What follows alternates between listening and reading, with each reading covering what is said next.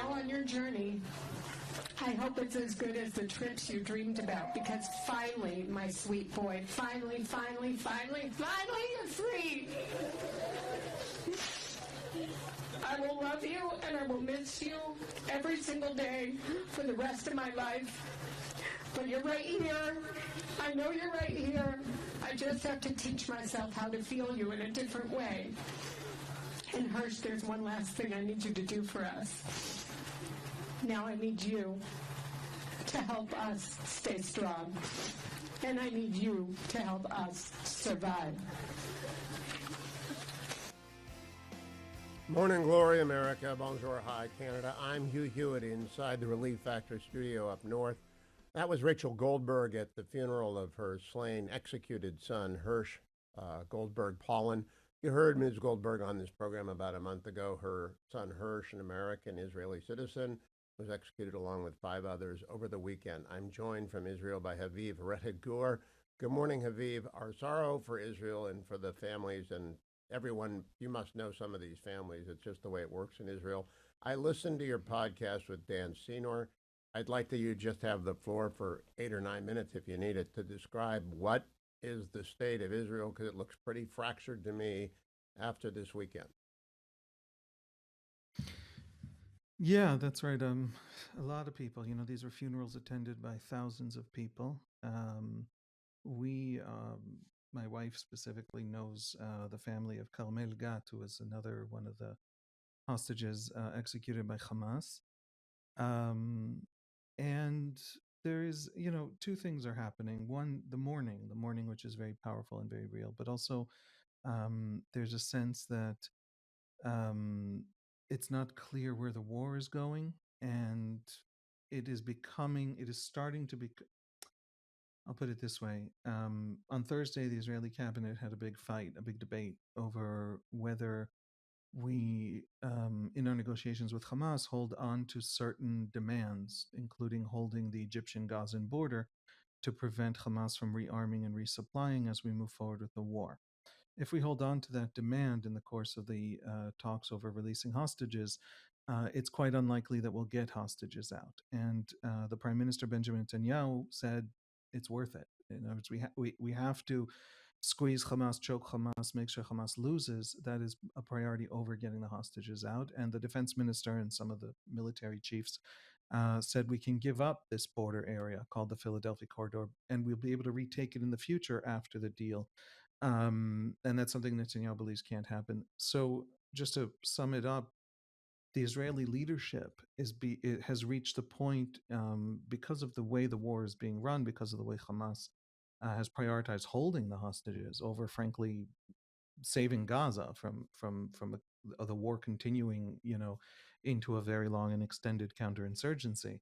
The Israeli cabinet now has to decide whether to let the last hostages potentially die for the war effort, which is agonizing and painful and horrible decision to make, but militarily may well be the right one, that there's a reasonable argument there, or whether it prioritizes a deal to get them out.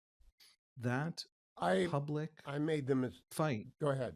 Yeah, please. Well, it came just 2 days before these 6 bodies were then found by troops in the tunnels under Rafah. So there was this agonizing moment before the weekend. And then on Saturday, or I believe maybe Friday night, I don't remember the exact day that the bodies were found, but I think it was on Saturday, the soldiers then came across it, and it just seemed to drive home that the decision, if we go with Netanyahu's decision, and again, it's a reasonable military call, but we're talking about leaving Israelis to die in those tunnels. So, Haviv, I made the mistake of watching one of the execution videos of Hamas, and they're evil beyond evil. How in the world does giving one concession, any kind of concession, to these murdering evil people, especially Sinwar, how does any Israeli believe that will lead to the release of any hostage? I can't believe it. We probably can get 30 hostages out if we give enough. There are 30 hostages that Hamas can give. We have names of most of them. It's also, we had a deal in November where Hamas let out something like, I forget what it was, 10 a day for 7 days. Plus, that's the Israelis. There were also, I think, 40 or some number of foreigners that it had taken, agricultural workers who were just in the kibbutzim that Hamas raided, but Hamas didn't actually target them. It still held on to them until the first deal was struck in November. So it's not that we can't get 30 out. It is quite likely that we can. The question is the cost, and that's where Israelis are deeply divided. I have to tell you, it's not just, people saw the mass protests yesterday. Those are mass protests against Netanyahu and against the decision to prioritize the next 6 weeks, or the first 6 weeks of a deal, when we would have to pull out of the Philadelphia corridor, out of the border area, to prioritize the military question over the hostages. But Israelis, we know from polls, are deeply divided within each individual. In other words, the majority of Israelis, polls tell us, polls from the weekend tell us, the majority of Israelis oppose leaving the Philadelphia corridor, and the majority of Israelis support a deal. And there is no deal probably with Hamas without leaving the Philadelphia corridor. And so it is absolutely a divide around Netanyahu, but it is a divide within every single Israeli soul as well. And the question of Sinwar, I'll put it very simply. Hamas are monsters, and what's astonishing to me about the discussion in the West is pro-Palestinian people don't seem to have enough of a grasp of what's happening to understand the scale of how much Hamas are monsters for the Palestinians. In other words, Hamas's strategy is to force the destruction of Gaza. It built 500 miles of tunnels for that very purpose. In 11 months of war, not a single Palestinian civilian has been allowed to step a single foot in any tunnel just to protect themselves. The point for Hamas is mass civilian deaths in Gaza, and it first built 500 miles of tunnels to force a war that cuts through cities, and then carried out October 7 to leave the Israelis no choice. And you can think Israelis are monsters, but that makes Hamas even more monstrous, because that means that Hamas knew that what would come on Gaza would be disastrous. And in fact, we have intelligence information and leaks and things found in Gaza that tell us that Hamas leadership is a little bit frustrated that the death toll in Gaza isn't vastly higher. And so this whole question of Hamas being monsters, of Hamas dangling hostages in front of us, of Hamas trying to extend the war for as long as humanly possible, of them hoping Gaza doesn't recover and the war doesn't end for a very long time. I don't know how you can support Palestinians and not find that monstrous, and I certainly don't know how you can support Israelis. I mean, people support the Israelis do find it monstrous, obviously. So yes, they are the destroyers of their own society, and also absolutely devoted to murdering every last one of us. And when I listen to the hostage videos, it seems to me Sinwar now has a very calculated, cruelest strategy I have ever seen, which is to, regardless of what Israel does, execute hostages on video. And what I'm trying to articulate, and we got to go to break, and we'll talk about it during the break, is that this seems to me like a Munich moment for Israel, and 300,000 people want Netanyahu to sign the Munich Agreement, as Chamberlain did with Hitler. And so 300,000 Israelis want Netanyahu, and I don't get involved in domestic politics of other countries. They want him to trust Sinwar, that Sinwar will follow through and not just murder more people. And given what we saw, the execution of hostages after Blinken said Netanyahu accepted every part of the bridging proposal, would be, to me, and I'll give you 30 seconds and you'll hear the music. We got to go to a break and come back. It'd be insane. I don't understand the 300,000 people, what they expect to happen. Just to put it very, very simply and briefly, they are not thinking that Netanyahu needs to give everything. Very few Israelis think there should not be any red lines in the hostage negotiations, but they don't trust Netanyahu. They don't trust Netanyahu to be making any of these decisions on who lives and who dies honestly and not connected to his politics and his campaign. And that's what you saw in those protests. People who say, you're calling on people to die and you're lying to us about it, and we don't know that you're making these decisions cleanly and not to save your coalition. So it's not a debate about hostage talks. It's a debate. There's not a fundamental difference between people on the center left. It's a debate about trust. When I saw the 300,000 people, I thought to myself, they are exploiting the execution of 6 hostages, including one American hostage, to continue their campaign against Netanyahu. In other words, not all of them, but the 300,000 who demonstrated against the judicial reform, voted against Netanyahu.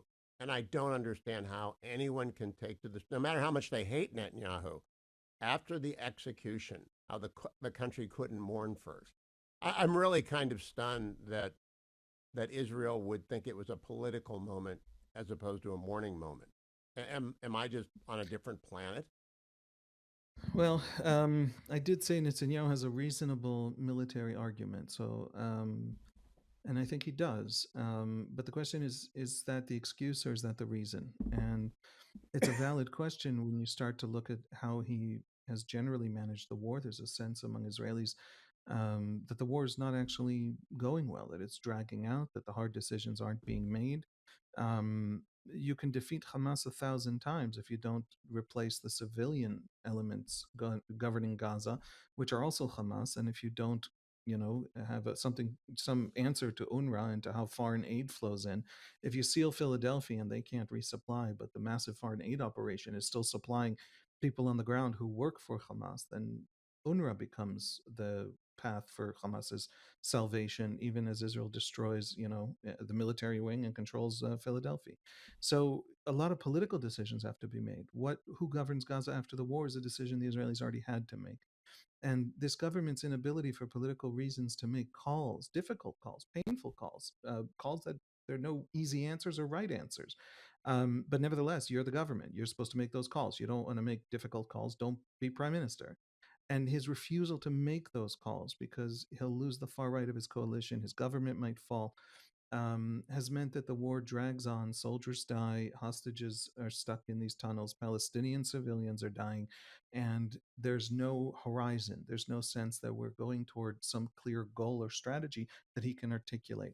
He has gone over the last 11 months, something like 3 months at a time, without giving a single interview to the Israeli press. He gave a he gave a big press presentation yesterday to Israelis to try and explain to them what he's thinking about the Philadelphia corridor and why it's important. It was the first in months, and right-wing defenders of him said that on Twitter. Where have you been for months while people thought you were lying to them and failing the war? And I'll just say one last data point to understand the scale of distrust and where it comes from and why it is reasonable as well. Kibbutz Nir Oz is one of the kibbutzim hit by Hamas. A quarter of its residents were killed or kidnapped on October 7. And Netanyahu has refused to visit. It's a left-voting kibbutz, and he thinks that it'll produce bad images for the political campaign. So he won't go. Now, if you are the center-left voter of Tel Aviv, most of the people taken hostage are left-wing voters. They're not Netanyahu voters. It's hard to see that kind of behavior systematically. I myself, my wife has worked with some families of hostages to help their campaign in the world. And a family that she has accompanied managed to get a meeting with the Chancellor of Germany before a meeting with the most junior of Israeli ministers. So to the center left, to ordinary people who see these things, it looks like we are ruled by a government that doesn't care that people who aren't their voters are sitting in dungeons in Gaza. Now, I don't think that's let me come actually back. what's going through Netanyahu's head, but that's the response. It's a response to that sense of distance, that sense that he doesn't care, that sense that it's all campaign, even while people are suffering and sacrificing. Haviv, the last thing Americans saw, Secretary Blinken was with Netanyahu, and Secretary Blinken declared that Netanyahu had accepted every paragraph of the bridging proposal. I assume that the Philadelphia corridor maps that he produced at the controversial cabinet meeting were the maps that Blinken agreed to. Why blame him? I just really don't understand what the demonstrators want him to do, even if they've got members of the military telling them we can leave the corridor and return to the corridor at will. It seems to me that you're negotiating against yourself. And then they executed 6 people after Israel accepted the bridging agreement. I don't know how anyone could believe anything Sinwar says. So the map Netanyahu presented in the cabinet meeting on Thursday night, apparently, according to cabinet leaks from the cabinet. Now, it's illegal to leak from the security cabinet. So these leaks are political acts that are illegal, and it happens all the time. But nevertheless, it is a little bit dangerous, and you have to understand them as people maneuvering in public, right? So just take it with a grain of salt as a political act. Nevertheless, the leaks that have not been contested from the cabinet meeting say that the maps Netanyahu presented were actually new, not the maps drawn up by the defense ministry and the army. Surprised the chief of staff of the army who was sitting in the meeting, surprised the defense minister who was sitting in the meeting, and Netanyahu called a rush vote on it so that they couldn't respond or go back to staff work or anything like that. So it was not a situation where it was some agreed upon, serious, thought out. It was Netanyahu ambushing the defense establishment to pass this. If you are a person who does not already trust Netanyahu and vote for Netanyahu, you might well come out of that kind of a report, which again is not contested by anyone at the meeting, and say, well, Netanyahu actually changed what the Israeli proposal was or what he had agreed to in order to make a deal more difficult. In other words, he's avoiding a deal. Why is he avoiding a deal? Because the 2 parties to the right of Likud, Ben Gvir's party and Smotrich's party, have threatened to leave the coalition. In other words, for his political survival, he is preventing a deal from being signed. That is a belief. Is it not possible, though, that Israelis. The way I read that, and I just wanted to specifically ask this, I think he put those maps forward so that Biden and whoever is running the White House, is not Joe Biden, the poor guy has just lost it, but whoever is running the White House doesn't change the terms again. Because every time Israel's accepted a deal and Hamas says no, the Americans come back, Blinken, Sullivan, Lloyd Austin, and say, you've got to give more. I think he did those maps just to make sure that Blinken didn't change the deal again, and then Hamas executed 6 people. Is that possible? Presenting maps and making a demand on Philadelphia. Okay, let me take a step back because it's really important. I said this before, but let me say it again because it's really important to understand. Netanyahu says we can't leave Philadelphia at all, no matter what, that Gaza-Egypt border, because Hamas will simply rearm and resupply, and it'll be a much more difficult and longer war, more painful for Gaza, more painful for our soldiers. We have polls on this. A large majority of Israelis, I think it's 62% to, I don't know what the other side is, something like 25%. A huge majority support staying in Philadelphia. And that's important to say. Israelis support staying on that corridor. A large majority of Israelis, also in the upper 60s, according to a poll on Friday on Channel 12, support a deal. How do you support a deal but also support staying in the very border area that prevents a deal? Israelis, voters want it all, right? Voters want a lot of entitlements and a low deficit, right? Voters, but it isn't that Israelis don't support the idea of Philadelphia, including people protesting. It's that they don't trust Netanyahu. And so we have another set of polls. Channel 12 on Friday asked Israelis, do you think this should be Netanyahu's last term? 69% yes. And I believe it was 12% he should run again, or it might have gone up to 20% he should run again. And then they asked coalition voters, in other words, people who voted for his government, for the parties in his government, and it was 46 to 42. Most of his own vote, a plurality of his own voters, don't want him to seek another term. Haviv, over the weekend, Great Britain announced their new left-wing government that it is barring arms sales to Israel, or something very close to a complete, absolute bar.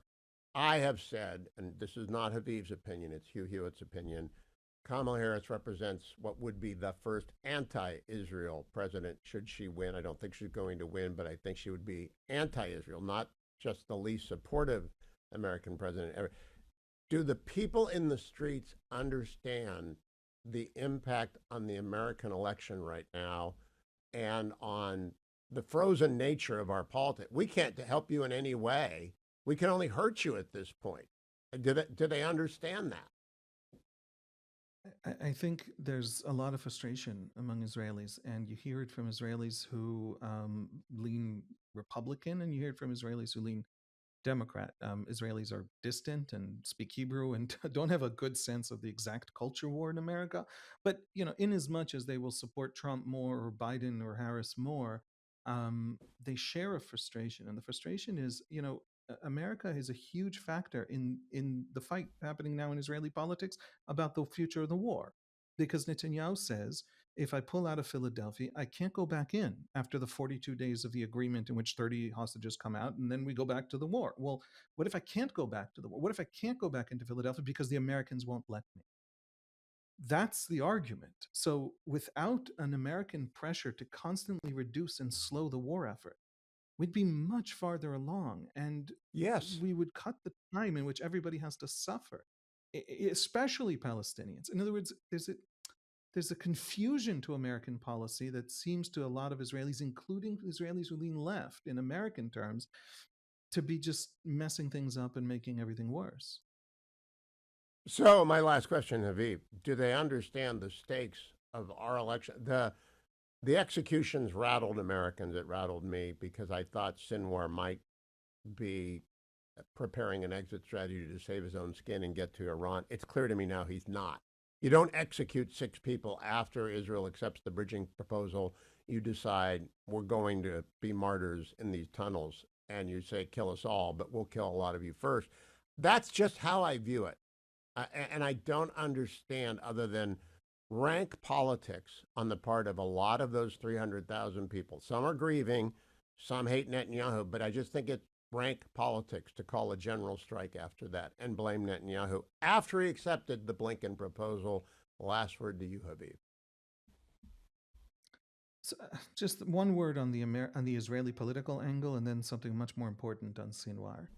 40% of Israelis think Netanyahu is campaigning, and his war decisions are campaign. Netanyahu is created that distrust.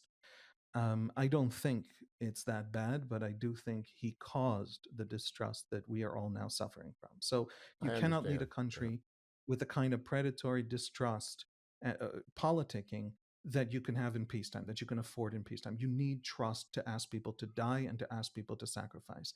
And so we are suffering, and I blame Netanyahu, even when I don't accept the left's worst critiques of Netanyahu. So just that's it for that. Sinwar, very, very critical to say. Here's the silver lining. He's burning every bridge. You don't burn bridges if you think you have a way out. You don't burn bridges if you think you can turn anything around. That, to me, strengthens the argument for staying in Philadelphia.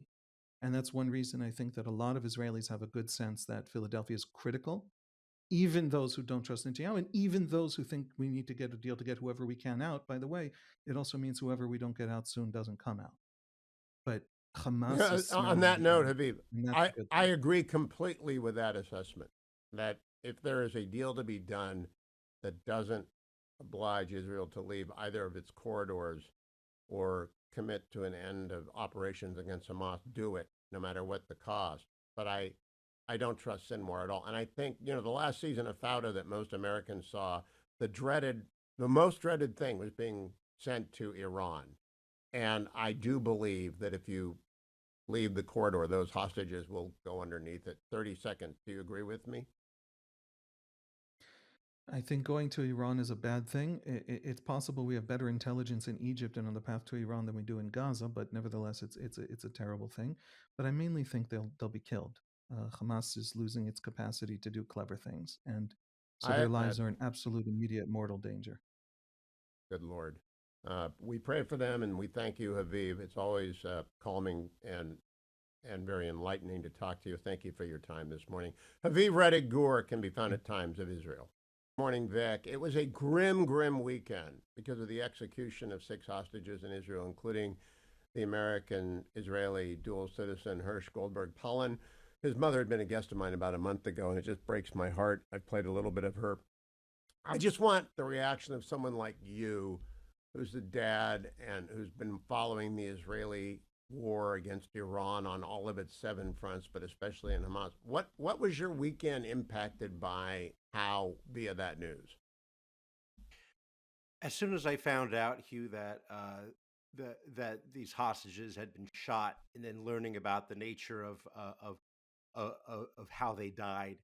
It was really a sickening feeling uh, that I felt when that happened. And then uh, I understand there were a lot of people out there, obviously in Israel, protesting because they want the hostages returned, but at such a great price, Hugh, as you know. This happened before with the soldier Shalit, who was returned for over 1,000 Palestinian prisoners and terrorists, including Yahya Sinwar, who is the mastermind of October 7.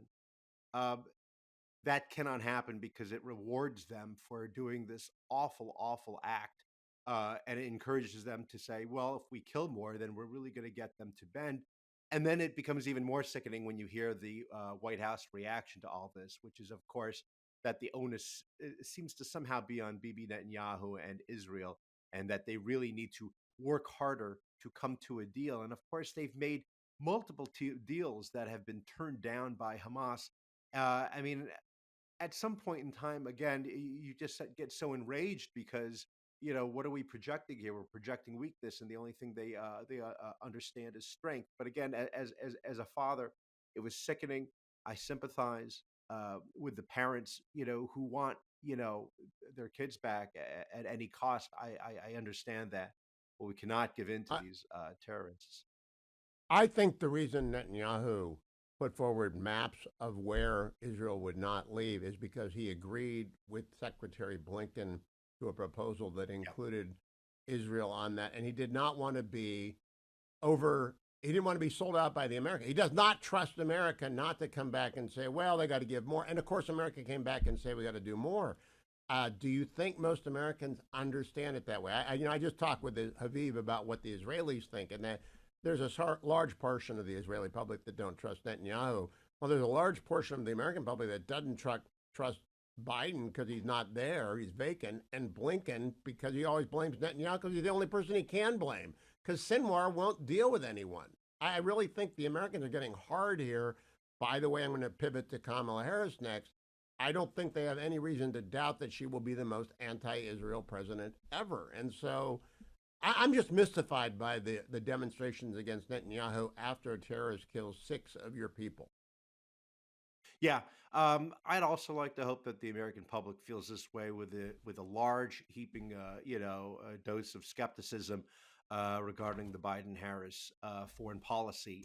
As you mentioned, they've given terrible advice in the past. They didn't want Israel to go into Rafah. Obviously, that's where they are. And I believe that one of the conditions for peace was that they would not go after again Yahya Sinwar, as if they were going to give him some sort of immunity so he can replot again.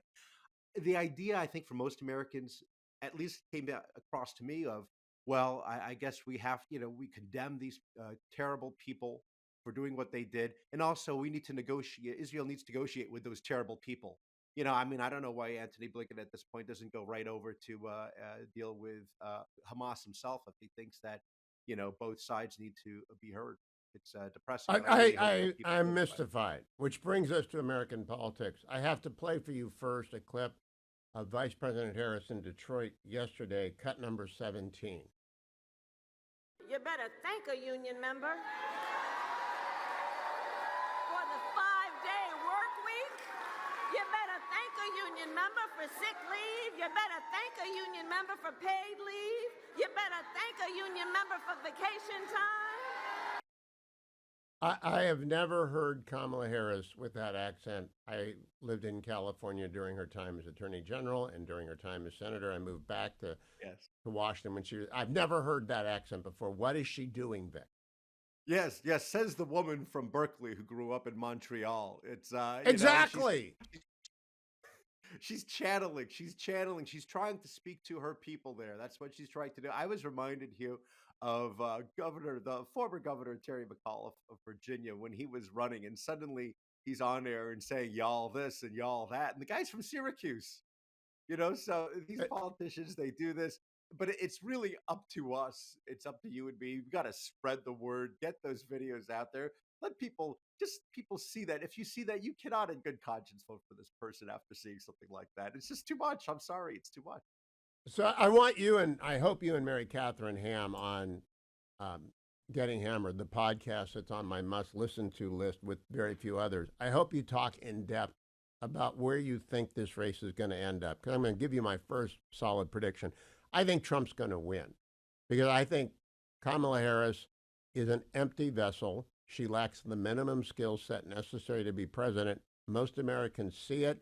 She got a bounce because Joe Biden is quite obviously incapacitated, but she is not up to this job. And I think she is going to become the slow, steady descent of Kamala Harris. The more that people see of her, the more they will conclude she cannot be president. Vic, do you agree with me or disagree with me? I generally agree with you, Hugh, when I'm in an optimistic mood. And every now and then I look at those polls and the pessimist in me says it's not enough. The margin has to be much more significant for Trump, I think, in order for him to actually win. Because, I mean, I don't know if I have faith in the American people at this point to all agree on this. I mean, yes, we're now after Labor Day. So hopefully people do pay attention. People are going to pay a lot of attention, I think, to next Tuesday's debate. But again, if you want to go to the optimist in me, why I agree with you is assuming that the polls haven't super self-corrected here, and that the margin is going to be similar. As you know, they projected Biden with very large leads in a lot of the swing states that mattered, and in at the end, Trump was much closer to winning than the polls thought. And the other thing is, I do wonder how many people actually, when they're asked about this, don't want to actually admit they're voting for Trump, and they know that That's this what was I a virtue think. signal. And I think people are saying they're voting for Kamala Harris who are never going to vote for her because they don't think she has the ability to do this. I mean, I can't imagine us being governed by her for 4 years. And Vic, I'm going to close with this. Do you think she has the minimum skill set necessary to be president? No, no, I don't. I'm sorry to say that because, I mean, look, I understand she's the attorney general but it's like this empty suit, I mean, you think about her origins and how she rose up through California politics. And then you think about the fact that she hasn't, she was picked by Joe Biden because Joe Biden felt that he needed a black woman to be his running mate at the time. And for some reason selected her, of all people. And then she hasn't received a single primary vote. So she sort of has skirted her way through this coronation. She's getting a lot of help from the media, obviously. I mean, you have people like, Kristen Welker saying that she was at the dignified transfer of the soldiers killed in Afghanistan. And you have, Dana Bash saying that Trump, maybe he committed a federal crime by being at the Arlington Cemetery. They're carrying a lot of heavy water for him, but at the end of the day, though, I think American people, I hope, would feel the way. Oh, I think the Democrats completely misplayed the Arlington Cemetery. They are unaware of the Streisand effect, which is do not call attention to that which you don't want people to know. And what we all now know is that Kamala Harris has never met with one of those 13 families, called them, or been at the dignified transfer of remains ceremony. 30 seconds, Vic. Do you agree with me? They ought never to have attacked Trump for standing with Gold Star families. Oh, yeah, that totally blew up in their face because the Gold Star families came to his defense. What are you going to do now? Attack the Gold Star families? They're saying they invited him. Fine, just leave it at that. They had a choice. They were invited. That's even the worst part. They were invited. They chose not to go. Joe Biden took a vacation. They'd rather not remind Americans that this happened on their watch. Agree. Vic Mattis from the Washington Free Beacon. Follow him at Victorina Mattis on X. Follow him at the Free Beacon, the weekend editor. Thank you. And be sure to listen to Getting Hammered, one of my must-listen-to podcasts. I'll be out there today. You better thank a union member for the 5-day work week. You better thank a union member for sick leave. You better thank a union member for paid leave. You better thank a union member for vacation time. Welcome back, America. You may be wondering who that was. That's Vice President Kamala Harris in a voice I have never heard her over 15 years of following her career use. David M. Drucker joins us from the Dispatch, senior political writer. David, have you heard the Vice President use that accent before? I don't think so. That was a little bit different. Yeah. So what is she doing there? I mean, look, Hugh, I don't really think it matters. I don't know what she's doing, but I think we've reached a point in our political discourse where voters forgive or overlook all sorts of things they might not have or might have been a bigger story 20 years ago, and so it's just I notice it, but I don't think too many Americans pay attention to it. All right, so we are in Labor Day, after Labor Day, the traditional start of the presidential election. It's tied. I look at all the polls, every single poll, but I think Trump is winning Pennsylvania, and I do not believe Kamala Harris changed many Keystone State voters' minds about her opposition to fracking with the Dana Bash interview. How do you think the election stands? What did you make of the interview with Dana Bash? Well, look, I thought the interview was fine enough. I think she's going to have to do more to explain her change of position on fracking for it to really have an impact in Pennsylvania, which is what she needs and what that is all about. But the interview, look, I looked at that interview and I thought, they ought to just let her do more interviews because she didn't do that horribly. Some of her answers were quite good. Some need work. On balance, it was fine. And the more interviews you do, the less any one of them actually matters because people have then a menu to choose from. I agree with you that the race is tied, right? It's the day after Labor Day, and this thing's a toss-up. Trump has the edge in Pennsylvania. She has recovered ground lost by Biden and is now in a position to win, whereas he was not, right? I mean, Trump's been in a position to win the whole time, and Trump is still in a position to win. His position with Biden was better, but he's still in a position to win. She's now in a position to win. So we'll have to see how this goes. The debate's going to be huge, and there is still time, even though early voting is going to begin within the next week. I think absentee ballots drop in North Carolina this week or early next week, and the voting is going to begin. But there is time for both candidates to both do better and do worse than they are right now. Voting does begin Friday in North Carolina. Absentee ballots go out so they could be returned on Saturday. So maybe they could be returned on Friday, in fact. So the election is underway. David, I think she's going to lose altitude every day of this campaign. There might be a good day when the former president does something bad.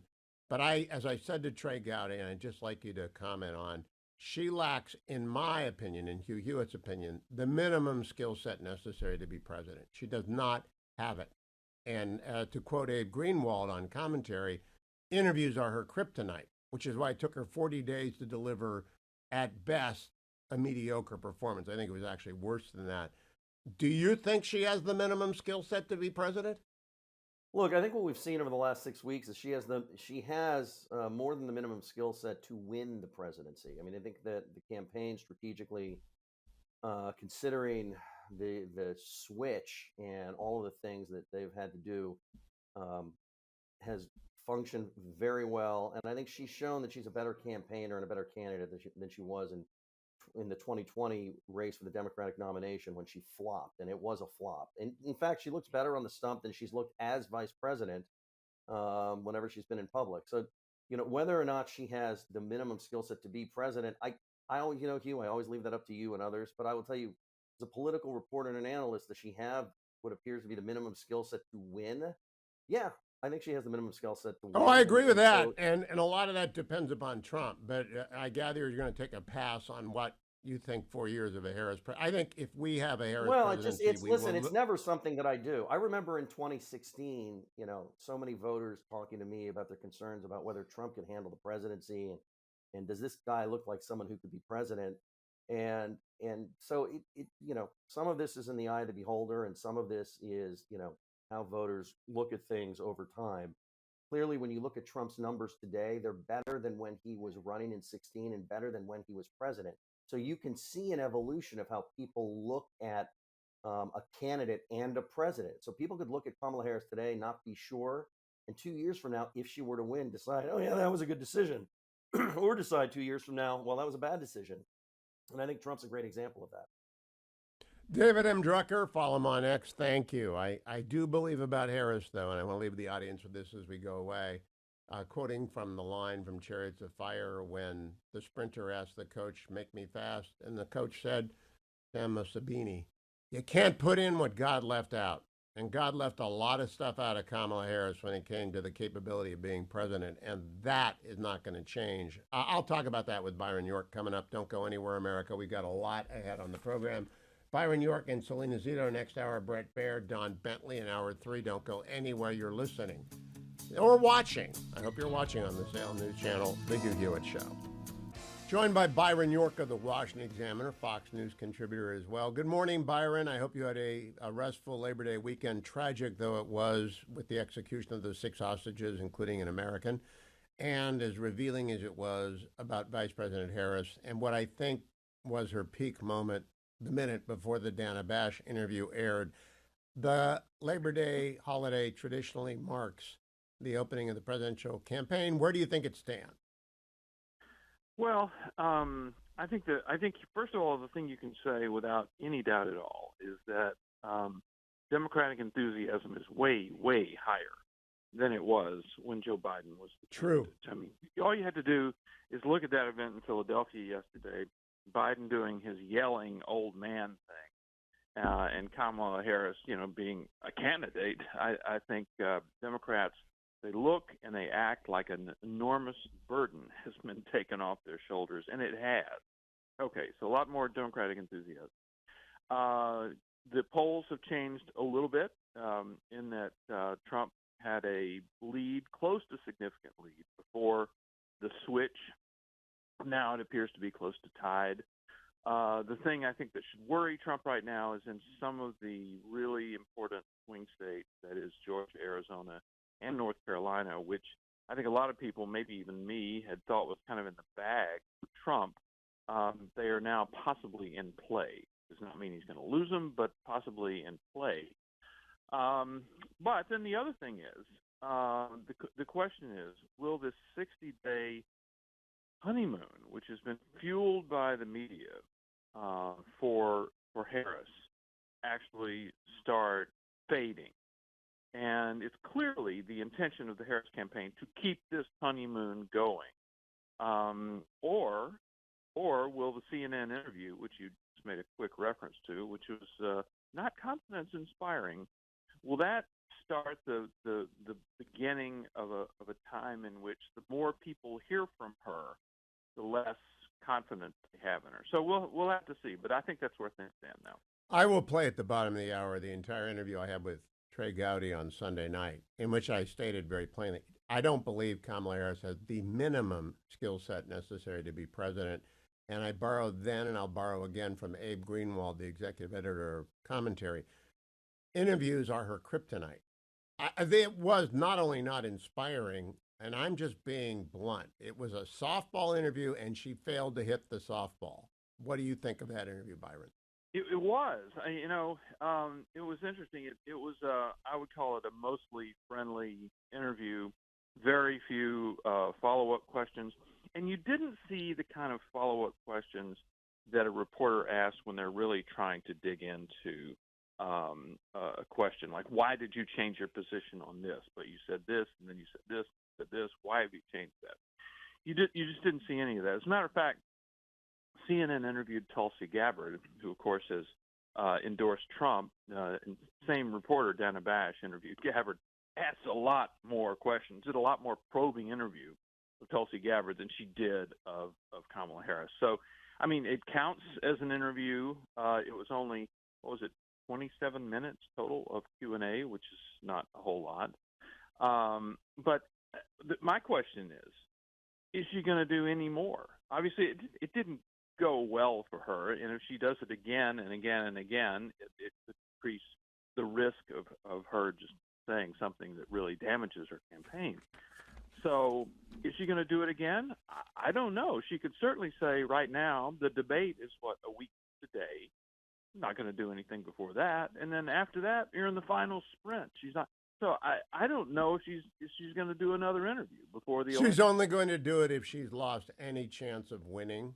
That's what my estimate is. Let me play for you Kamala in Detroit yesterday, cut number 17. You better thank a union member for the 5-day work week. You better thank a union member for sick leave. You better thank a union member for paid leave. You better thank a union member for vacation time. 5 hours later in Pittsburgh, cut number 18. Member, but you better thank unions for that 5-day work week. Thank unions for sick leave. Thank unions for paid family leave. Thank unions for your vacation time. What happened to her in the 5 hours? Did she get hit on the head? I was actually listening to that one, the first one, the Detroit one, and I was kind of amazed. I mean, it was I heard you ask David Drucker, have you ever heard that before? I'd never heard it before from her. It was kind of a black preacher thing, and she's not a preacher, but I didn't know what to make of it. And then when she did say, she said essentially the same thing in both speeches, and she delivered them in far different styles. And what she was saying was, just Democratic Party boilerplate.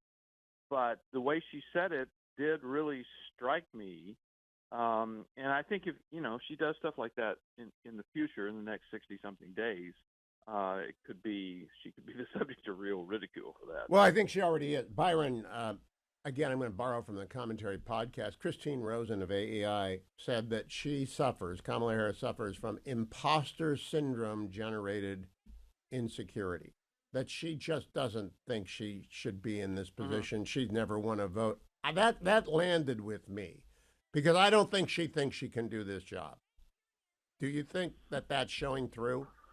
Well, I think everybody before the Democratic Party turned on a dime on July 22nd and acclaimed her by the presidential candidate. I think there was almost a consensus that she had not performed very well as vice president, that she had not accomplished anything, even when given the opportunity to do so.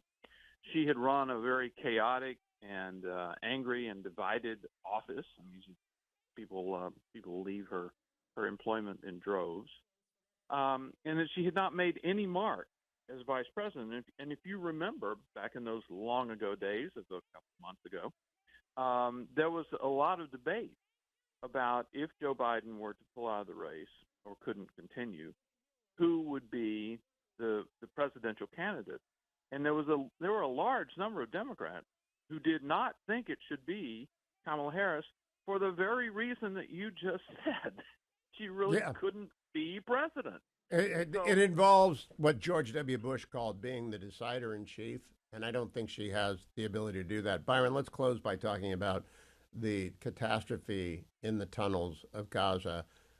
On Thursday night, in a little noted part of the interview, Dana Bash asked the vice president about the Israeli-Iran war. That's what I call it.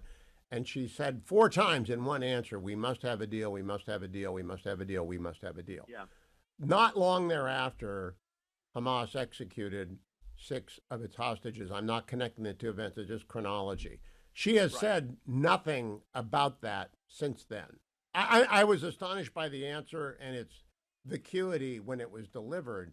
But does she have do you sense that she has any understanding of what Hamas is and how Iran operates? Well, I'm looking at a tweet that she sent out yesterday at 1 p.m.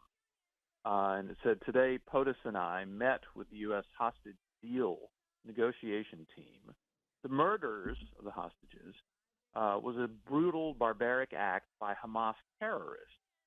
As POTUS said, Hamas leaders will pay for these crimes. And then the next paragraph is, it is long past time for a ceasefire and a hostage deal. Now, here's the thing. What I can't figure out here is, listen, I understand Israelis are deeply divided on this. I see the demonstrations over there. But it looked to me that this was the worst possible outcome, that by executing these hostages, Hamas was saying, we don't give a damn about a ceasefire, and y'all can continue to negotiate all you want to, but this is what we do.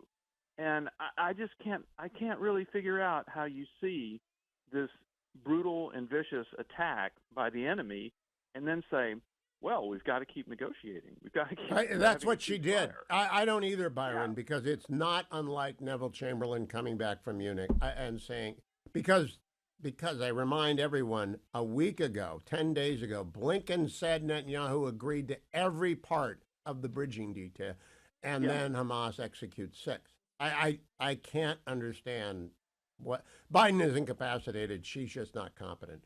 And Tony Blinken is running it, and Jake Sullivan is running it, and they don't know what to do. Generalissimo joins me. We talk about our sponsor, myphdweightloss.com, 864-644-1900. That's 864-644-1900. Generalissimo, did you have a good Labor Day weekend? I did. I kind of mostly stayed away from politics and kind of just unplugged for a little bit, but for some reason, my texting kept blowing up over the weekend about just some oddball sports in the Northeast and stuff that you wanted for the cut sheet that then you decided you only wanted 3 cuts on the cut sheet. Well, I sent you, whenever I see something, I text Dwayne a link so he doesn't have to do any work, Dave, not disturb his rest. But he has kept his 50 pounds off that he lost on the myphdweightloss.com program, 864-644-1900. I'm just wondering if on the Labor Day weekend you grilled, or you ate chicken, or did you go off course? No, we fired up the Best Hot Grill last night and had a very nice filet. Oh, good. Well, that's a fine way to end the Labor Day weekend. It really with a is. filet. It's a perfect Now, way. I listened to Dwayne's World on Saturday, the one that you did on Friday. I want to compliment you on a comprehensive review of Kamala Harris's ridiculous non-interview with Dana Bash. When does the next Dwayne's World drop? We tape it today. It drops in the morning. What are you going to use? Because you don't have anything except what I sent you on the cut sheet. My guess is when we tape it in early afternoon, there will be something in the news cycle by then. Are you going to play more of Kamala Harris and her new accent? If I can find it. Did you play the 64 days one? No. Yes, let's play that right now. Cut 16. Let's just get through the next 64 days. How about that? The cackle is back, and she had successfully suppressed the cackle until yesterday, Dwayne. There's 3 components to a campaign, right? There's the rallies, there's interviews, and there's debates. We've already seen the rallies, which are her strong point, are really kind of fake and phony, especially with the accents. The interviews she can't do. And the debate, which is her worst format because she actually has to think, that's coming next week. So I'm pretty bullish on the chances. I just don't think she has. I'm going to play after the break the hit I did on Sunday night with Trey Gowdy on Sunday Night in America. I don't think she has the minimum skill set to get through the campaign, much less be president. She will screw up the debate. And Donald Trump might screw up the debate too, but she will screw up the debate. All he has to do is keep his composure, and she will self-immolate. She can't win it, but Trump could lose it if he doesn't keep his composure. Yeah, and that is, I think right now, it is Trump's campaign to win by being presidential at the debate and by doing what they did with the Gold Star families, filleting Kamala Harris. But this horrible event in Israel should be the final straw for everyone who supports Israel, Jewish and non-Jewish. Her skirting the media with her earplugs in, trying to hop onto the plane and Walt stuck in the issue at the Minnesota State. It wasn't a good look. Abe Greenwald, I want to make sure I give credit where credit is due. Abe Greenwald came up with interviews are her kryptonite line. Let me go to Tom Cotton talking with Kristen Welker yesterday about the non-scandal at Arlington, cut number 20. Bottom line, though, I guess, Senator, is it ever appropriate to make campaign content at military grave sites? Who didn't take campaign photos there? These families, Gold Star families, whose children died because of Joe Biden and Kamala Harris's incompetence, invited him to the cemetery. And they asked him to take those photos because, as they told me yesterday, when I spoke to Kelly Barnett and Darren Hoover, the parents of Taylor Hoover, who has Arkansas ties, they don't get to go to the beach on Labor Day. They don't get to have barbecues. This is their one chance to have a memory of their children, to commemorate their service and to honor their sacrifice. They wanted President Trump there. They wanted to take those photos.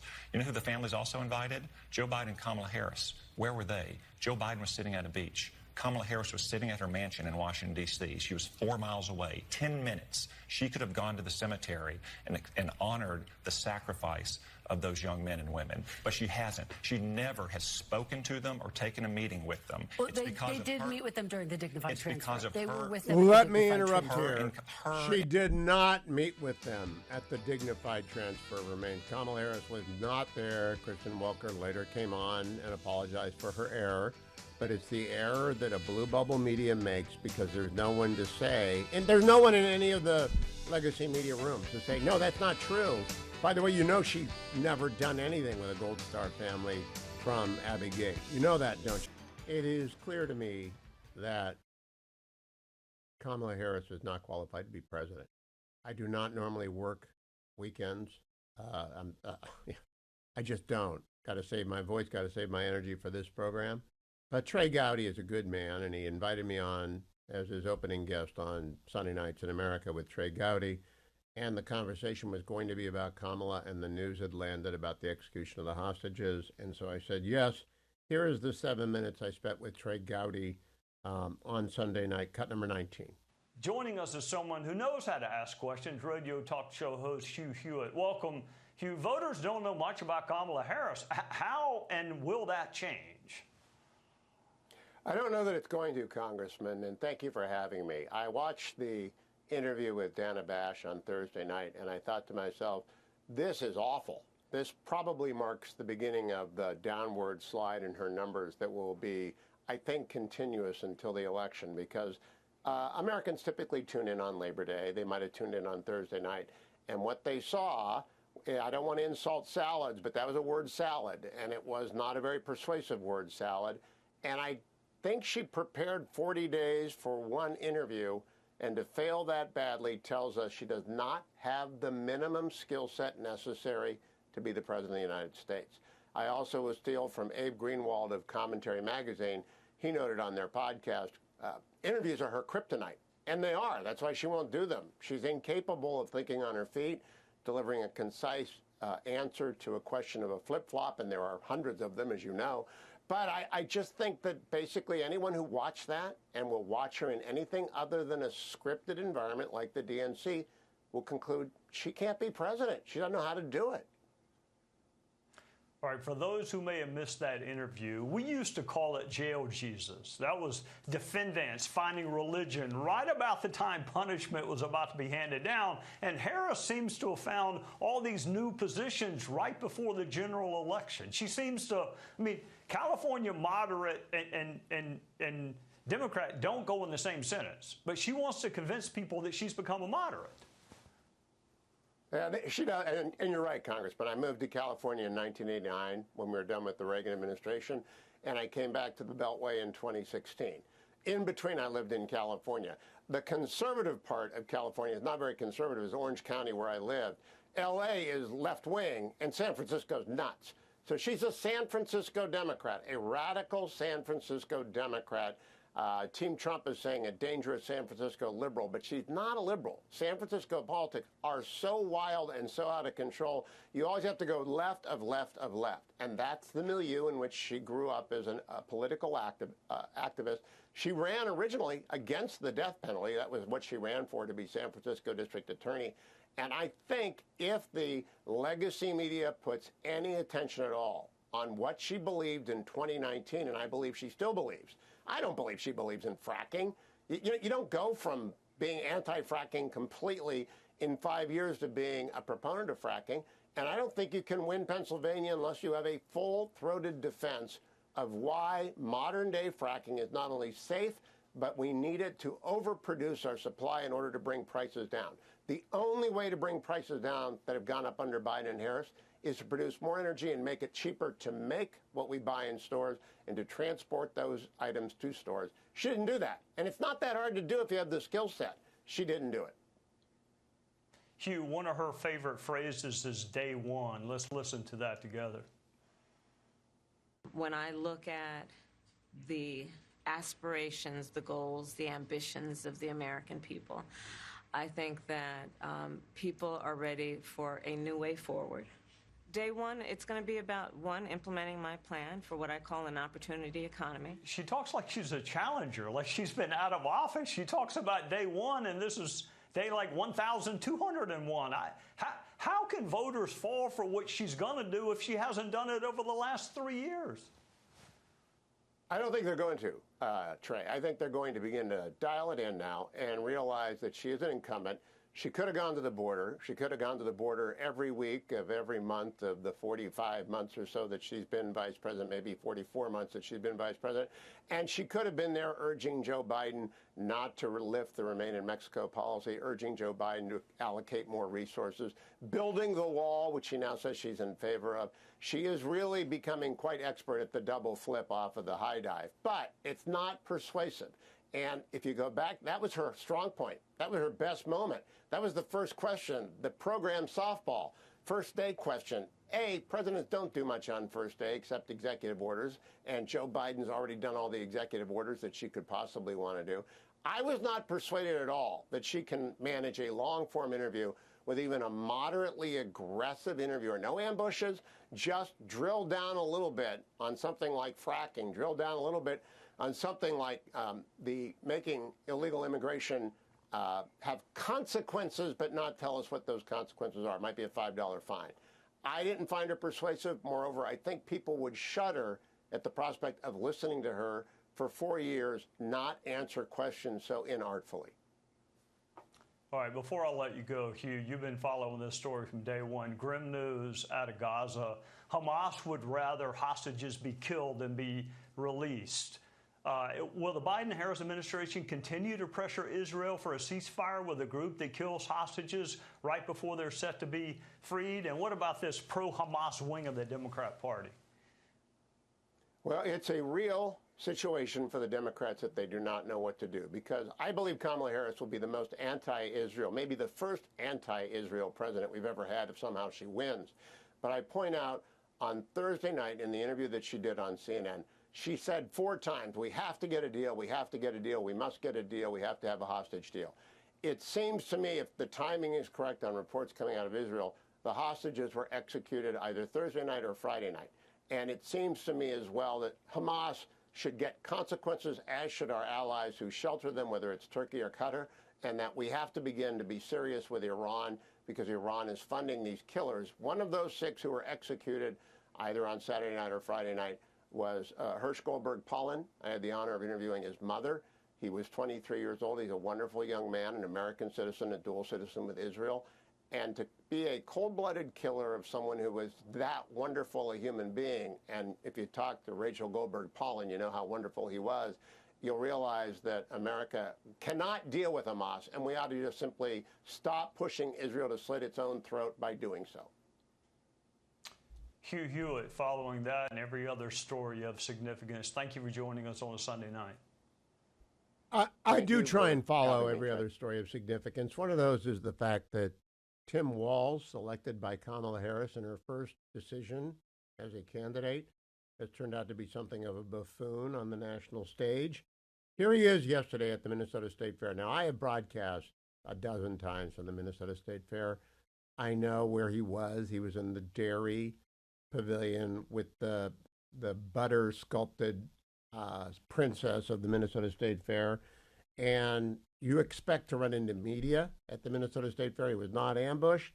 But listen, I just think he's a buffoon. Cut number 24. Well, hey, everybody. For those not from Minnesota, just to be clear, there's a lot of great state fairs in the country. This is the best one. And I say that having tried pork chops in Iowa and been at other ones, but great state fair. great tradition with Princess K of the Milky Way. Agriculture is still king in Minnesota. You see that many of these folks are going to participate in agribusiness over their lifetimes that we need here in Minnesota. So great state fair. Glad to have you all out here enjoying every bit of it, and started the day with pork chop and vanilla shake. So it's great. So thanks, everybody. The question was, how much has changed from the last state fair? I don't get 12 days, which I normally get. A little bit more of a disruption, and I'm more concerned, obviously, disruption to the other folks. But it's exciting. I think people are seeing that we're getting to talk about Minnesota across the country, talk about the economy here, talk about things like the state fair, talk about agriculture. That's been really exciting. How are you balancing managing the state of Minnesota and running for president? Yeah, I got a good team on the being able to manage my schedule. We appointed 3 great judges last week in Ramsey County, as you saw. Every night we go through all of the decision memos and meeting with the commissioners. I stay updated throughout the day, and I'm in and out. Most of my time is day out and then back in. Governor, how are you feeling? What's your reaction to the 6 hostages being found dead in Gaza? All right. Thanks, everybody. So he was taking questions, and on the third question, there was a serious question. What is your reaction to the execution of the 6 hostages? It is a very easy question to answer. It is an outrage. It demonstrates that Hamas is evil, and Vice President Harris has issued a statement, or will be issuing a statement, but I join her in condemning these barbaric executions. Instead, he waved and walked away because he's a buffoon.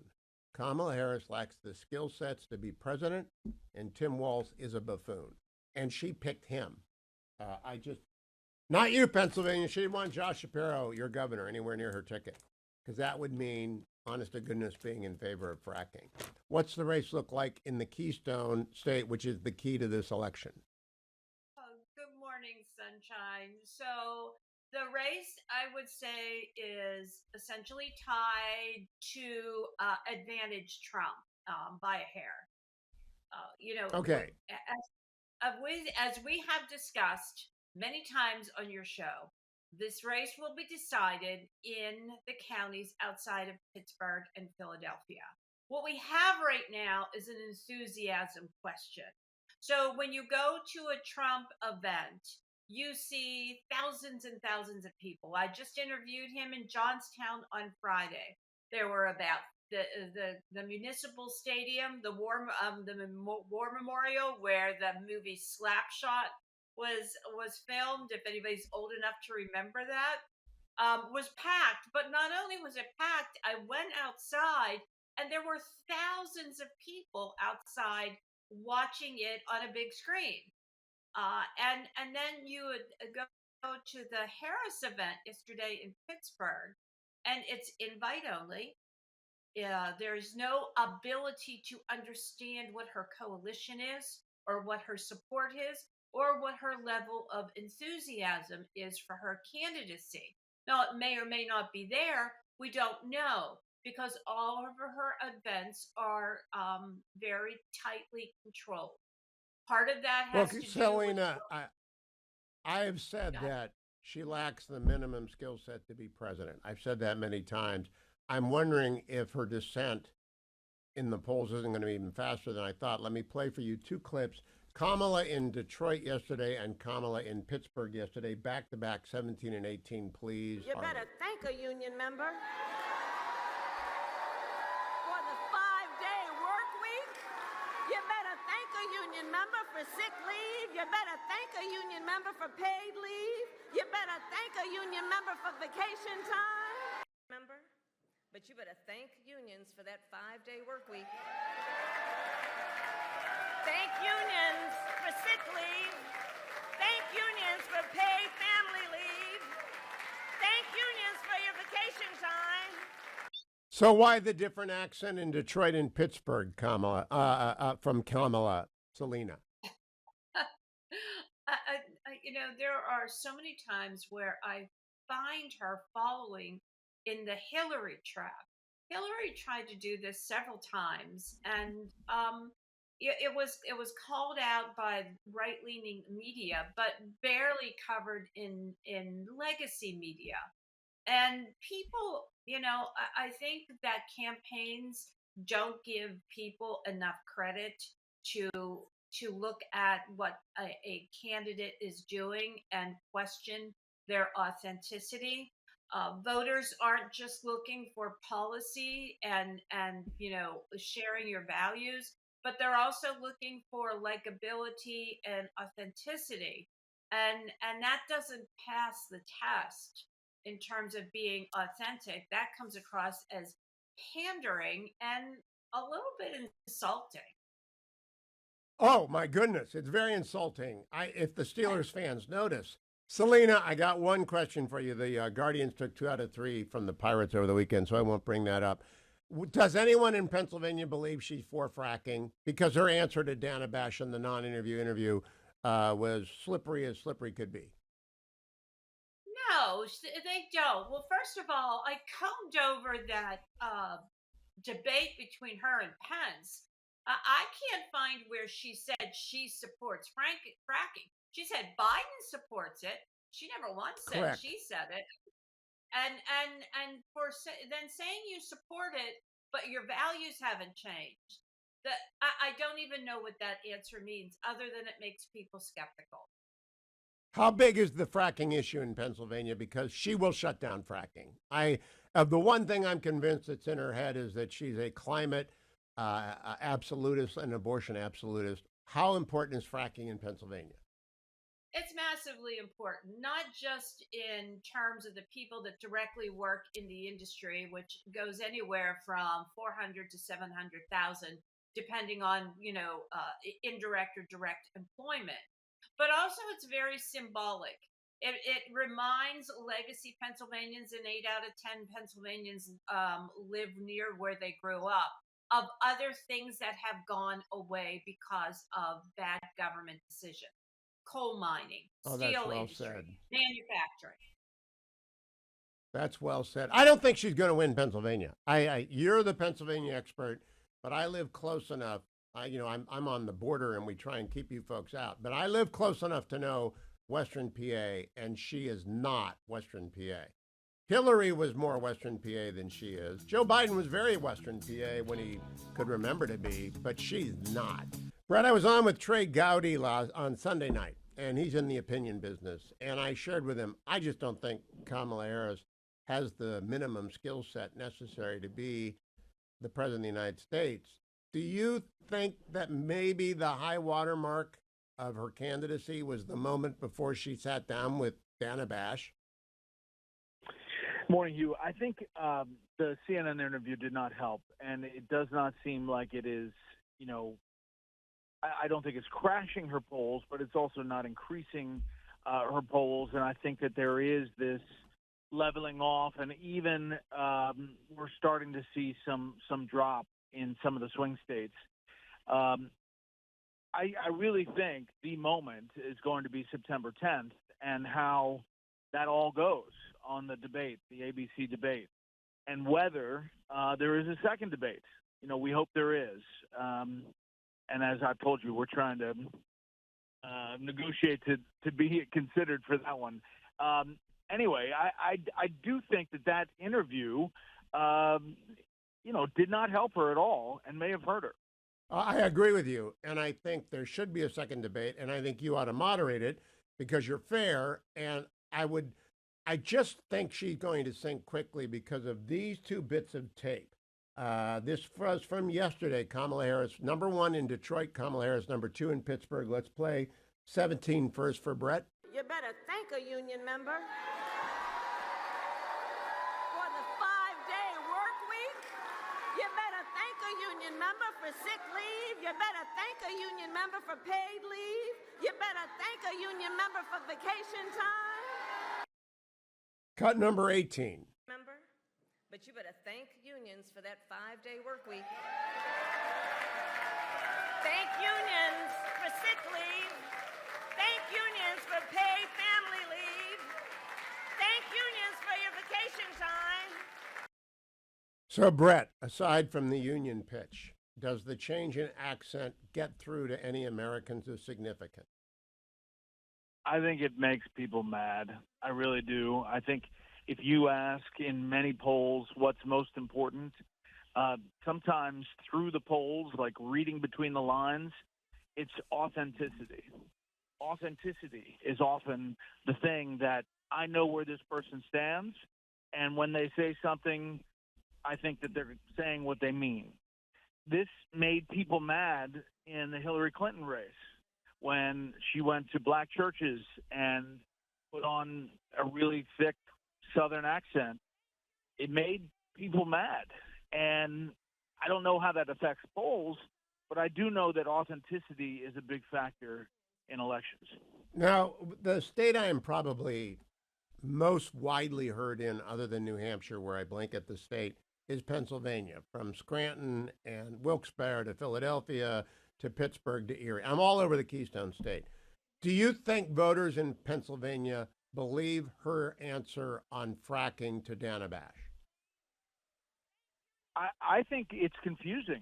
You know, when you say your values have not changed, but your policy has changed 180 degrees, that's confusing. And she said she explained it on the debate stage in 2020. But if you look at that debate stage and what exactly she said with Mike Pence, she said Joe Biden would not ban fracking. She didn't say Kamala Harris has changed her position and won't ban fracking. And I do think it's confusing, and I think that it's a vulnerability. You are the second person to make that point this morning. Selena Zito was on last hour, and she said she has never spoken in her own voice about fracking, and that does not fly in Pennsylvania. And I think while they hope to put Georgia and North Carolina into play, I'm skeptical of that, but I am also very skeptical of her reach in Pennsylvania. Now, Fox News has a good polling effort underway. What do those numbers say about Pennsylvania right now? Right now, I mean, it's tight, but I think there is a 2-point spread for the former president in Pennsylvania. And we're seeing, you know, a match of 1-2 points all over the swing states, but it is just in recent days trended a little bit more towards the former president. I mean, right after the announcement of the switch, there was, you know, across the board 2-point maybe lead for Vice President Harris, but that has shifted in recent days. So that's where I guess the air out of the balloon theory is coming from, and let alone Nate Silver, who's now at 11 points or something for the Electoral College towards the former president. Now, I have followed very closely the Arlington National Cemetery controversy because I am familiar with the individual who is helping the Gold Star families put their message out. I have talked to Senator Cotton about it on the air. I think it's a Streisand effect moment that Team Kamala should never have called attention to this because, boy, did they get a right hook to the jaw from those families this weekend, Brett. Do you think most of America knows that? Somebody on social media following, I think, knows it. And I think that some of those statements from those family members were devastating. I think, you know, I understand the following the process and the rules and the law. But when the comeback from the family is, you never called me, you never talked to me, you never reached out to me after my son died, and it was your policy that killed him. That's tough. Now, Brett, I know you don't criticize colleagues. I don't either. But I want to know how you would prepare to interview someone about that incident, because my friend Kristen Welker made a serious misstatement with Tom Cotton when she said the vice president was at the dignified return of remains ceremony with Joe Biden. And she corrected herself, which is appropriate and professional. Yeah. And so she does do on air in the same hour.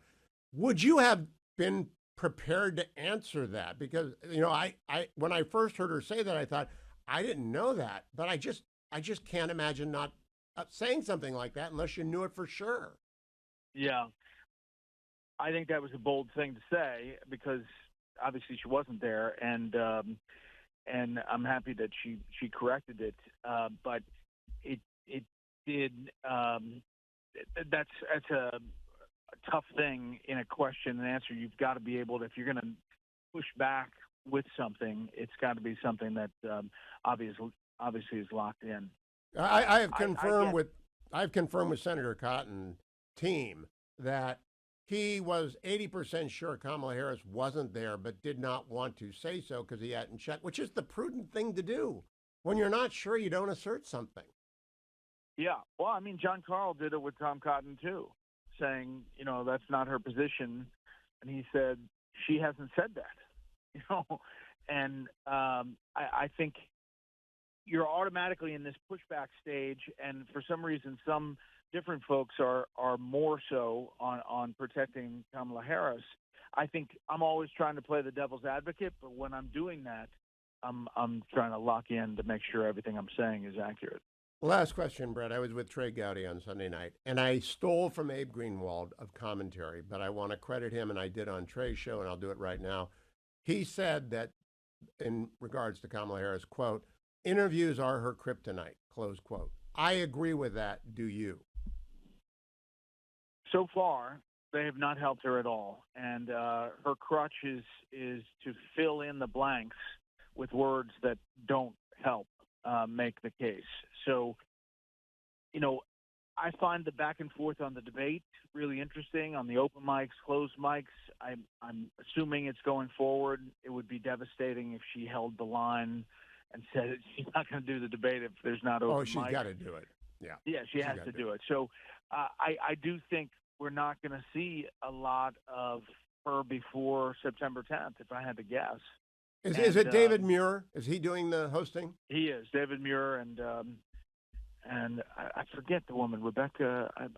I forget the other person, but ABC, and I think that is a moment because Donald Trump, the former president, controls the destiny there, how he deals with it.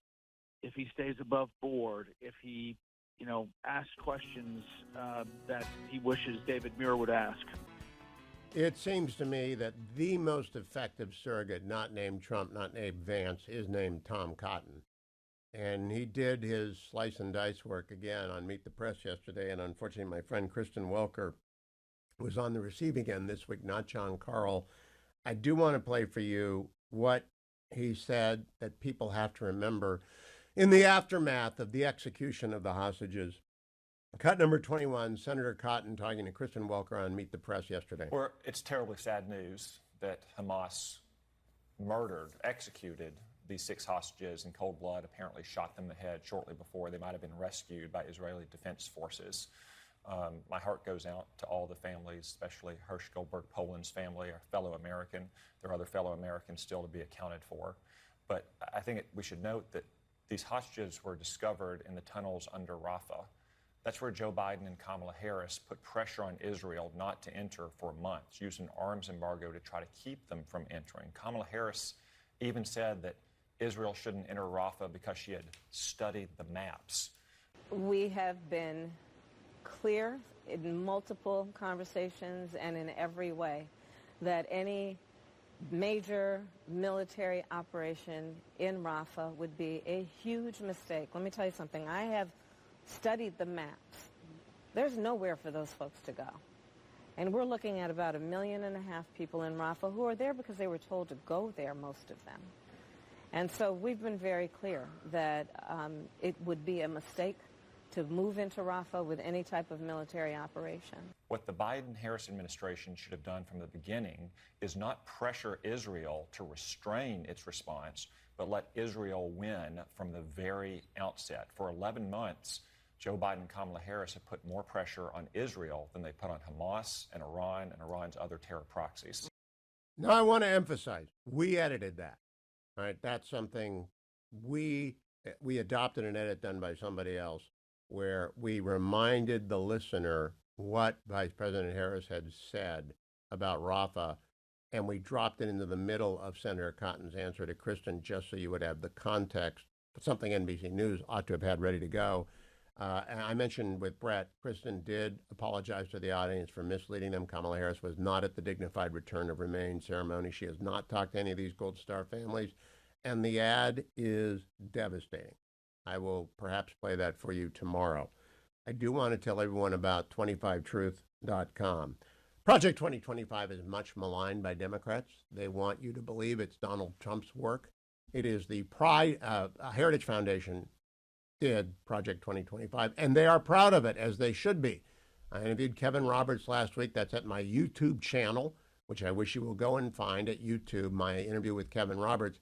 He is very, very specific. Donald Trump did not write this. This is the Heritage Foundation's recommendations to the incoming president, returning president, including principles, policies, and personnel. They do it every time a new Republican president might take office. They didn't do it in 2020 because Donald Trump was president and he was staffed and he knew what he was going to do. They did it in 2016. They did it originally in 1980 when Ronald Reagan was running for president and I was in law school. I remember the Project 1980, they called it Mandate for Change then. But go to 25 Truth, the number 25 Truth. If you want to find out what the truth is about Project 2025, 25 Truth. And don't forget, ReliefFactor.com. Don Bentley is coming up, and we're going to talk for 2 or 3 segments. I'm going to keep him after the show because the brand new book by Don Bentley, the new Mitch Rapp novel, Capture or Kill, is fabulous. He's taking over the place of Kyle, and Kyle was terrific, Kyle Griffith, in terms of writing for Mitch, and I mean for Vince Flynn, who's a friend of ours. So I'm going to tell you now, ReliefFactor.com, you will not need, because if you pick up Capture or Kill, you'll just stay seated and not do anything except read the whole book. But afterwards, you might exercise, and then you're going to need ReliefFactor.com. I had the opportunity to, again, tell a skeptical person this weekend, yes, I really do take it. By the way, the Fetching Mrs. Hewitt, we had house guests, takes it as well for the first time because she's in such great shape and she doesn't hurt, but she's taking it for her wrist because she over needle pointed, trying to catch up with the Christmas stockings for the grandchildren. It's an endless battle because it takes forever and it's close work and it's her hobby and her wrist hurt. So she started taking Relief Factor and she's better a week later. And she was only taking it twice a day. I kept saying taking it 3 times a day. She hates pills. But ReliefFactor.com pills are easy to swallow. You see me do that every morning. If you watch on the Salem News Channel, you hear me do it. If you're listening on one of our affiliates, 1-800-4-RELIEF. Just get Relief Factor via any search engine or go to ReliefFactor.com. I'll be right back with Don Bentley on the brand new novel, Capture or Kill, the latest Mitch Rapp story. Portions of the Hugh Hewitt Show are brought to you in part by the Heritage Foundation.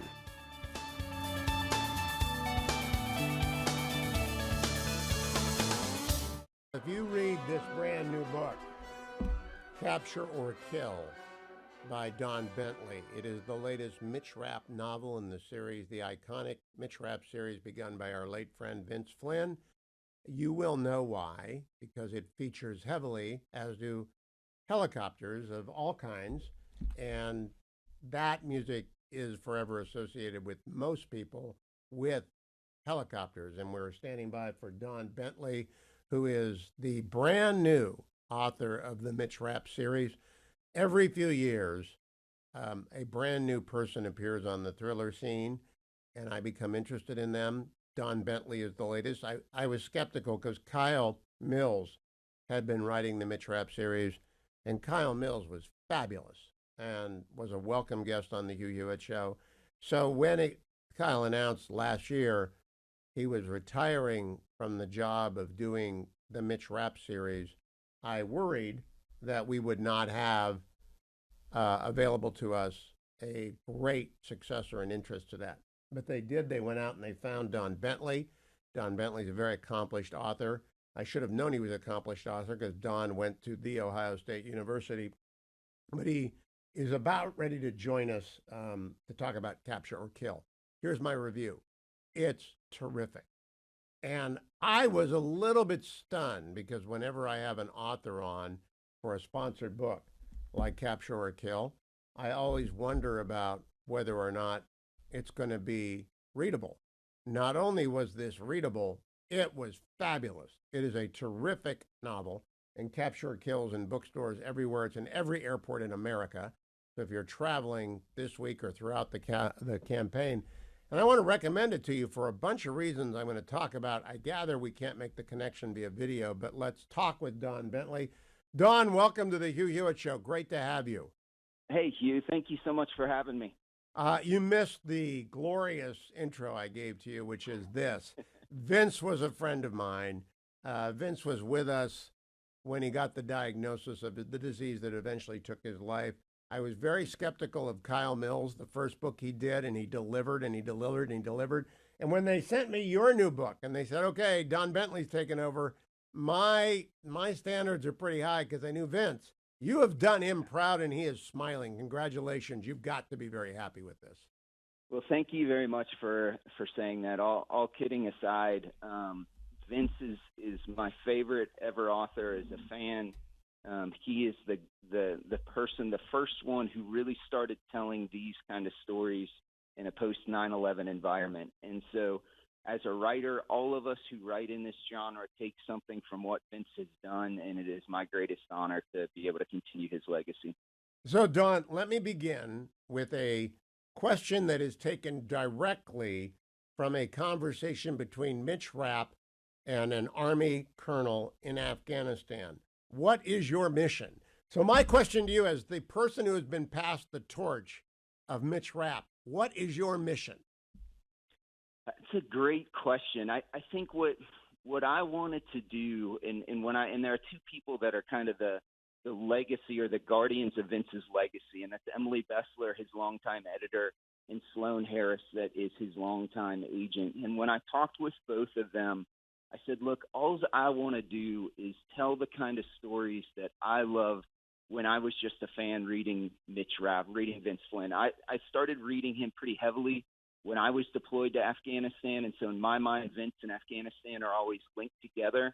And when I was an FBI agent in Dallas in 2011 and remember standing in my living room and seeing President Obama get behind the podium and say, we just killed Osama bin Laden.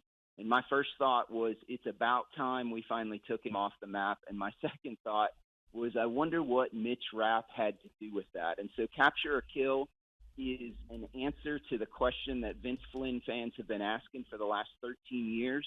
And that question is, what role did Mitch Rapp play in the operation to capture or kill Osama bin Laden? Don, you've led me right into my first big question. When I got the ad copy, because I recorded an ad for radio for Capture or Kill, which is playing everywhere, and I read the copy, I said, wait a minute, I haven't read the book yet, it hadn't arrived. And it said it was about 2011 and Osama bin Laden. And I was really discombobulated because I've read every one of Kyle Mills's additions to Vince's legacy. Why did you make the choice? Because it is a very significant choice to go back 13 years to pick up your torch. Yeah, so Vince Flynn is the second legacy series that I've had the honor to write in. The first was the Tom Clancy books. And when I took over the Tom Clancy mantle, nobody really cared because there had been so many great writers before me. Mark Graney is a fantastic friend of mine. He was the first one to take over after Tom passed Mark away. Graney gets a shout out on page 343, by the way. He does indeed. Everybody loves the Gray Man. And when that happened for me with the Vince Flynn series, our publicist David Brown texted me and he said, "You're trending on Twitter right now. Vince Flynn is trending on Twitter." And the reason it was trending is because the fans love Vince so much. They loved what Kyle did. And what they were saying on Twitter to me is, welcome to this series, but do not screw this up. And so when I started to think about the story I wanted to tell, I went back and read Vince's books over and over and over again. And I noticed he'd done this really unique thing where he aged Mitch in real time until Pursuit of Honor. And then he went back and wrote the two prequels that tell Mitch's story, which are American Assassin and then Kill Shot. And then he came back with what was tragically his final book before he passed away from cancer, which was The Last Man. And so in that gap of time, there were 3 years where nobody knew what happened with Mitch Rapp. And I started looking at that and thought, man, that's during the bin Laden raid. I wonder if Vince ever even talked about that. And so if you go to his website, there's a little section where fans can write in questions, and somebody asked him. They said, hey, what do you think Mitch Rapp was doing during the bin Laden raid? And Vince said, there were a whole lot of folks on the ground who were setting the conditions for the raid, and I think Mitch was probably doing something like that. And so I was off to the races from a story perspective. I think selfishly what I also wanted to do was earn the fans' respect and credibility. And I thought, what better way to do that than to have Vince be my training wheels and put my book right in between his last two. So I think it's an inspired choice. And people are looking for Irene. People are looking for Stan Hurley. People are looking for some familiar names. They will find them throughout, artfully woven. But it's an inspired choice, but also it puts you in a difficult position because the success of Capture or Kill, and I'm sure you know as an experienced author, you got to say Capture or Kill 7 times in any interview or people won't remember Capture or Kill, and therefore they'll go and they'll forget. They can't spell Bentley right because you're in Ohio and we spell it differently in Ohio. It's Bentley, Bentley D at Twitter. You can find it if you go to X and do Bentley D. And I've posted the link. Capture or Kill is out there. But now you got to do a somersault over all of Kyle's books, right? Yeah, he the thing, and Kyle is just as fantastic in person as he is on the social media. He's such an incredible guy, and he was not content to just tread water with the series. Like, if you are a fan like I am, he really upset the apple cart, so to speak, in his last couple books. And so picking up after him would have been hard anyway. Picking up after him after he has taken the series in such exciting directions. Let's just say I'm glad I have a year in between books to figure that out. Don, whenever I talk to thriller writers, I tell them I have 2 sets of questions, things I'm glad to see in the book, things I learned that are new. I want to talk about the new things. First of all, I learned more about helicopters, but that may have something to do with the fact that you spent a decade as a helicopter pilot. I did. They actually paid me money to fly Apache gunships, and that was a hard. I couldn't believe I actually got to go home with something in my pocket after that. But it is a fantastic gig. This may be the best description for a civilian like me of the various sorts of helicopters, the various sorts of missions and restraints that are put on them. Number 2, I did not know, and I should have known, that new case officers at the CIA are not allowed to cross the seal until they have been to the farm. And I've read like 1,000 thrillers. I've never seen that detail before. Where'd you pick that up, Don? You know what? When my first book ever came out, it was called Without Sanction. I had a interviewer ask me, "Are you Matt Drake? Are you my protagonist?" And I assured her, and I can assure you, that I am not Mitch Rapp, but I've been lucky enough to stand in the room with men who could be. And I think one of the things about being a good writer is the ability to just sit and listen and think, man, that would be fantastic in a book sometime. And so that's something I picked up from, like I said, men and women who could be Mitch Rapp. You know, Don, my brother-in-law, my late brother-in-law, was a CIA case officer, head of station, in fact, where he died. He's been dead about a year now. And I never heard that from him. Even after his cover was blown, he got PNG'd. I talked to him a little bit about the agency's undercover world, and I did not know that. Third and last thing, third thing, Pakistan has an enormous Shia minority. How could I not know that, Don Bentley? That is so critical. It's why Iraq can't be put back together again, and it's probably why Pakistan will never really function.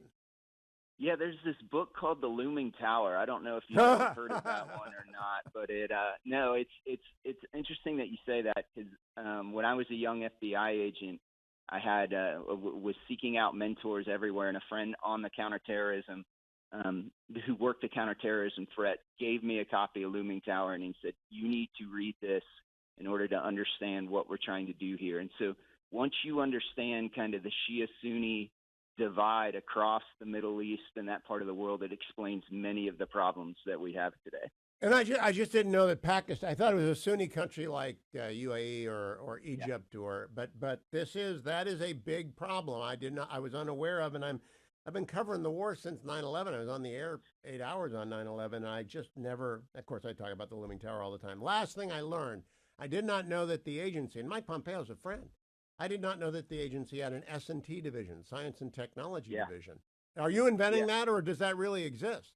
No, it absolutely really exists. And those are, and so for the listeners, the Science and Technology division within the agency are the ones who come up with some of the very cool toys that we read about. Another organization that kind of does that for the intelligence community writ large is one that's called IARPA, which is the counterpart to DARPA, but does that work for the intelligence community. Well, no, it was like watching Q on a Bond movie, and I'm not going to give anything away. People will love Capture or Kill because of what S&T develops for Mitch Rapp.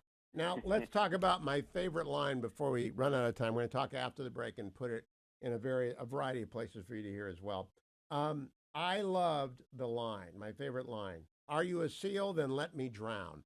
That is actually laugh out loud funny in the middle of a very dramatic and well-written scene. What did your editors say when they saw that?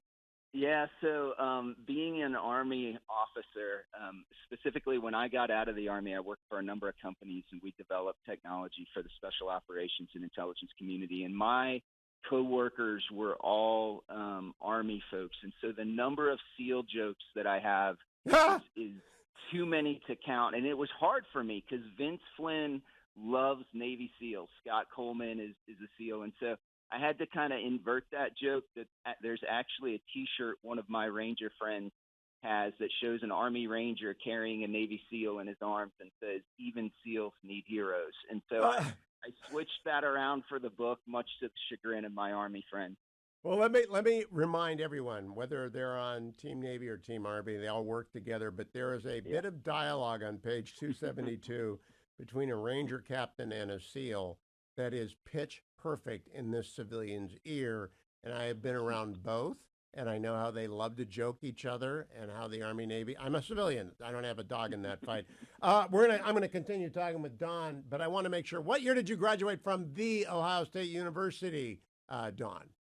From 1997. So the years that I were there, my father actually went to that school up north. So we were a house divided. And from 92 to 97, when I came home from watching a football game, there was always a message from my father, and most of those years it was Jubilous.